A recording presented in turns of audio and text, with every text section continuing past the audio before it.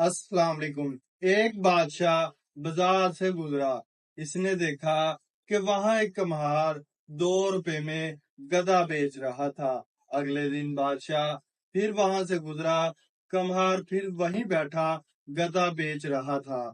बादशाह रुक गया और पूछा कि गधा कितने का है। इसने देखा ये तो बादशाह है, तो इसने कीमत 50 रुपए बता दी। बादशाह बोला, कल तो तुम 2 रुपए का बेच रहे थे। अब वो घबरा गया और घबराहट में इसने कह दिया कि इस पर बैठकर आंखें बंद करो तो मदीना की जियारत होती है, इसलिए इसकी कीमत ज्यादा है। बादशाह ने वजीर को कहा कि बैठ कर देखो कुछ नजर आता है कि नहीं। वजीर बैठने लगा तो कम्हार ने फौरन कह दिया, जियारत सिर्फ नेक, ईमानदार और पारसा को होती है। अब वजीर बैठ गया। इसने आंखें बंद की, कुछ भी नजर न आया।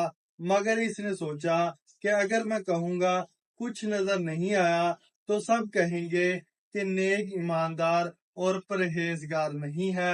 इसने कहा, माशाल्लाह मदीना साफ नजर आ रहा है। बादशाह को तजस्सुस हुआ। इसने कहा कि मैं खुद बैठ के देखूंगा। अब बादशाह भी गधे पर बैठ गया, लेकिन इसको भी कुछ नजर न आया। इसने सोचा, वजीर तो बच गया।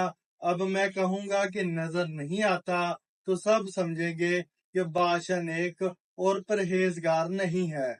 इसने कहा, माशाल्लाह, सुबहान अल्लाह, मुझे मक्का और मदीना दोनों नजर आ रहे हैं और इसको मजबूरन गधा भी 50 रुपए में खरीदना पड़ा।